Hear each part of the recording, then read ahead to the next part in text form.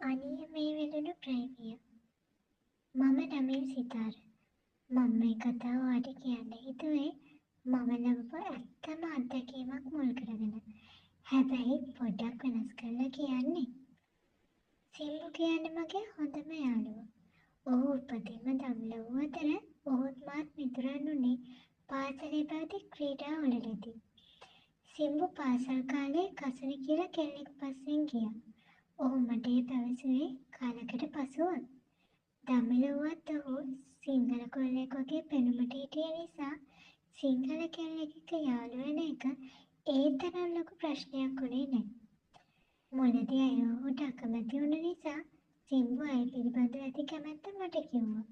ඒ හින්දා මාත් සිම්බුට උදව් කරා කසුනිව සෙට් කරගන්න.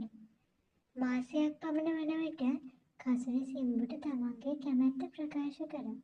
එතැන් පටන් මොවුන් දෙදෙනාගේ ආදර කතාව ආරම්භ වුණේ ජාති කුල ආගම් භේද නොතකා.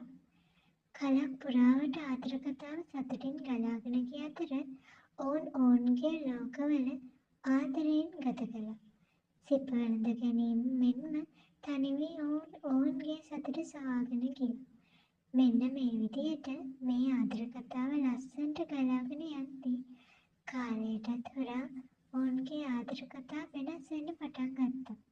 ඒ කසුනි අපස උසස් පෙළ විභාගය ඉහළින්ම සමත්ව විශ්වවිද්‍යාල වරම් ලැබීමත් සමග මුලදී සිම්බු අකමැති වුණත් කසුනි කොහොම හරි සිම්බුව තමන්ගේ කැම්පස් ගමනට කැමති කරගත්තා.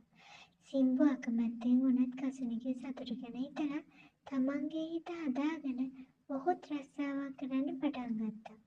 කසුනි කැම්පස් ගියද දෙදෙනාගේ ආදරේ කතාවට බාධාවක් නම් වුණේ නැහැ. ඒ නිසාම සිම්බු කසුනිගේ ඉගෙනුම් වැඩවලට සල්ලි වියදම් කළේ දෙපාරක් නොවිතත්. ඔය කාලය තුල කසුනිට කැම්පස් එකේ සීනි අයියා කෙනෙක්ගේ ආදර යෝජනාවක් එන්න පටන් ගත්තා. නමින් චරිත තුන ඔහු ඇයට පෙම්වතෙක් සිටිනා බව කසුනි පැවසුවත් තමන්ගේ උත්සාහය නම් අතහැරියේ නැහැ. ඔහු එය පසුපස එන්න ගත්තේ මස් කැබැල්ලක් හඹා යන කිචිලීනයක වගේ. ඇත්තටම කසුනි කියන්නේ එකපාරක් බලපු පිරිමියෙක් තවත් වරු ගානක් ඇසපියනවල බලන් ඉන්න තරම් ලස්සන ආකර්ශනීය කාමුක පෙනුමක් තිබූ කෙල්ලෙක්. කාලයක් යන විට චරිත් කසුනිට විශාල කරදරයක් වුණා. ඒත් කසුනි චරිත් ගැන කිසිම දෙයක් සිම්බුට කියලා තිබුණේ නැහැ.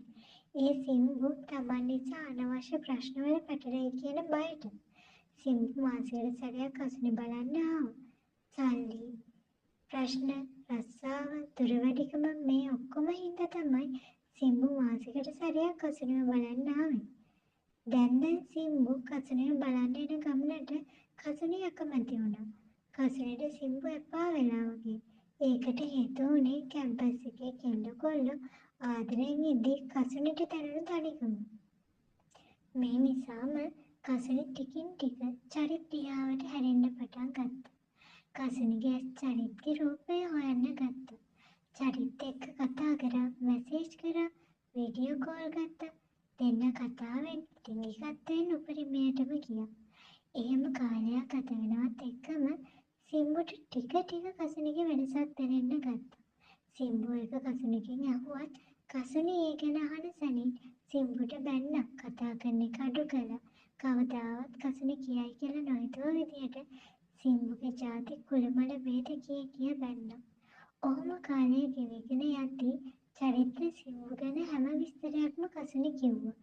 ඉතින් චරිතයේ මුවාවෙන් කසුනි යාගෙම කරගත්තා. ඒත් සිම්බු මේ සම්බන්ධය නවත්තන්න කැමති වුණේම නැහැ. ඔහු හැම වෙලේම කසුනිව හොයාගෙන ආවා. ඒ හැම පාරකම කසුනි හැංගුණා. සිම්බුව මගහැරියා.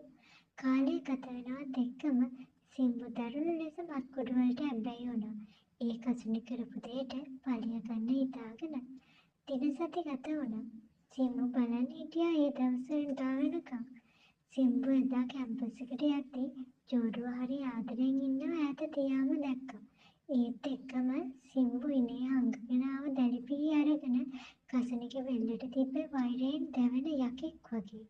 කසුනි කෑමට දෙද්දී සියල්ලම එක නිමේෂයකින් සිදු වුණා. කිසිවක් සිතාගත නොහැකිව චරිත අන්දමන්දව බලා සිටීම. රතු පාට විලක්වෙන් රුධිරය හැමතැනම ගලා ගියා. සිම්බු ඔහුගේ ගෙල ඔහු විසින්ම කපාගෙන කසන ඉදිරියේ මැරී වැටුණා. ඒ මැරෙන තුරාවටම කසනට සිම්බු අමතක නොවන මතකයක් ඉතුරු කළා. ඒ වගේම ආදරේ සෙල්ලමකට ගන්න හැම කෙනෙකුටම ලොකු පාඩමක් කියා දීලා.